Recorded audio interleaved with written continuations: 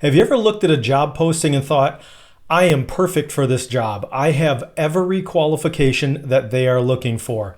You apply and maybe you hear nothing. Or maybe you even get an interview, or maybe 2 interviews, then crickets. And then perhaps a thanks but no thanks email. There can be a perception that it is, or at least we feel that it should be, that the most qualified applicant gets the job. However, that's not always true.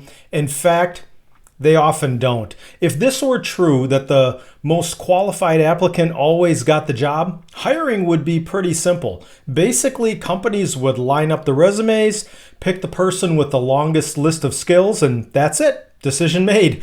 But that's not how hiring works in the real world. And if you've been frustrated by maybe rejections or ghosting or roles going to people with less qualifications and less experience than you, what I'm going to talk about here may just help to shed some light.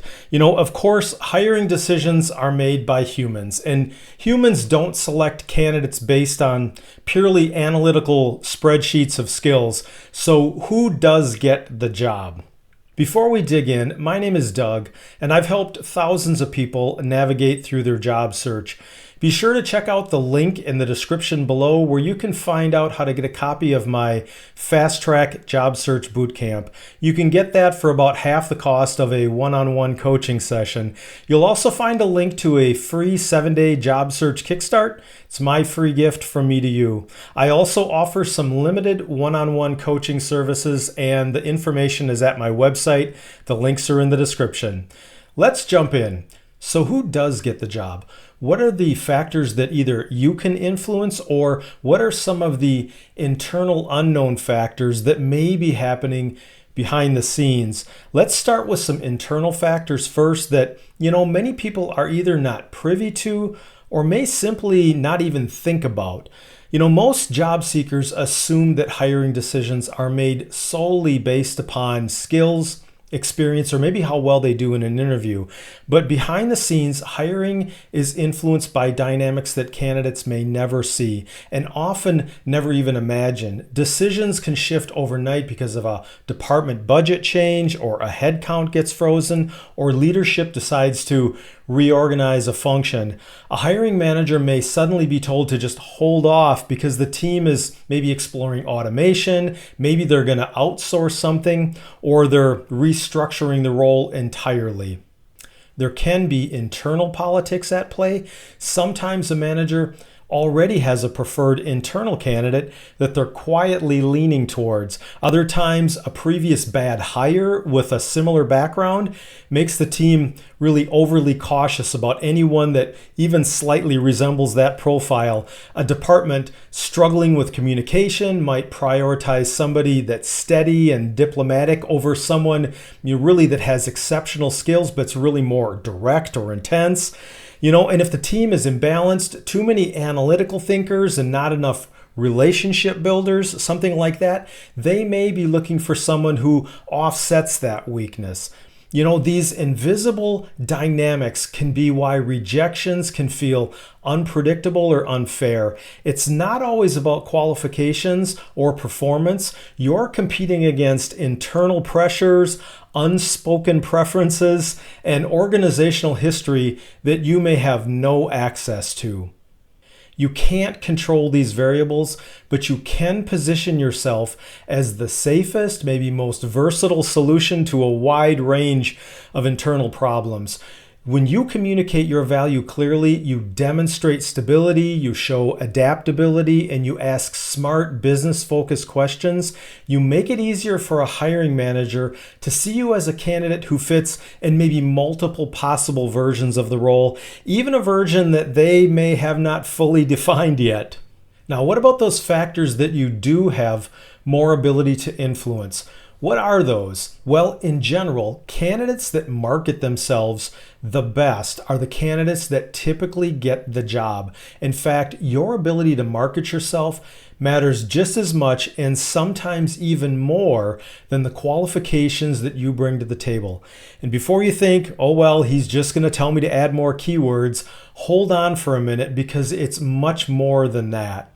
So what do I mean by marketing? Think of it in terms of a company that's marketing a product. They could have the best product in the world, but if the company doesn't succeed in their marketing, guess what? No one will buy. It's similar in a job search. You could be brilliant at your job and on paper have the most qualifications, but if you don't market yourself well, you'll get lost in the competition. I can almost guarantee it. Companies look for what they consider the best match for them, and best matches is more than just qualifications. Hiring managers don't have time to, and quite frankly, they won't take time to figure you out. You have to make your value obvious. How does that work? Well, the first step is to shift your mindset from one of just presenting yourself to positioning yourself. This one small shift can make all the difference. So what do I mean by positioning yourself? Take your resume, for example. Honestly, most people treat their resume as though it's an autobiography, nothing more than a chronological list of tasks that they performed and those particular locations that they performed those tasks at. It's not. Your resume, along with your LinkedIn, are strategic sales tools. Tailoring your resume is more than just including a few words. Every time that you deliver a resume, you have to envision exactly what you think that specific hiring manager for that specific position is looking for, and write and tailor your materials accordingly.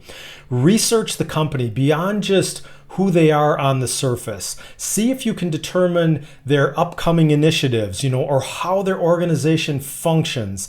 See if there are any maybe pain points that they may have that you can sniff out. If you can, learn what the hiring manager cares about and try to speak their language.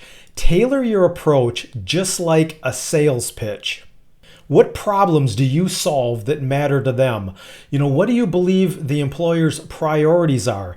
Align your messaging with that. Make your value proposition instantly obvious and be clear about your achievements and your accomplishments that are quantifiable. There's no question that increased department workflow efficiencies by 35% is much clearer and much more engaging to a hiring manager than just saying that you're accomplished or maybe that you are strategic. Numbers and results speak much louder than adjectives. And also avoid jargon just to fill up space with words. When you get an interview, think about it like a sales conversation where you're engaging in a real conversation, not just a Q&A. Ask clear questions like you're trying to determine how you can help and how you can hit the ground running. What you're trying to do is be someone who is memorable. Like, oh yeah, that's that guy who did thus and such, or that lady who drives revenue, or that person who develops strong cultures. You don't want to be the person that blurs into the crowd. The key takeaway is this: getting the job isn't just about being the most qualified. It's about being the most visible, relevant, and memorable solution to the hiring managers and the company's needs. You can't control every internal factor, but you can control how you market yourself, position your value, and communicate the impact that you can make. While you're here, drop a comment down below and tell me about your experience. I'd love to hear how things are going for you. If you found this helpful, hit the like button and maybe subscribe. And if you want a step-by-step system to help you navigate your job search, check out my Fast Track Job Search Bootcamp. I'll leave a link down in the description. I'll also leave a link where you can get my free 7-day job search Kickstart. It's my gift from me to you.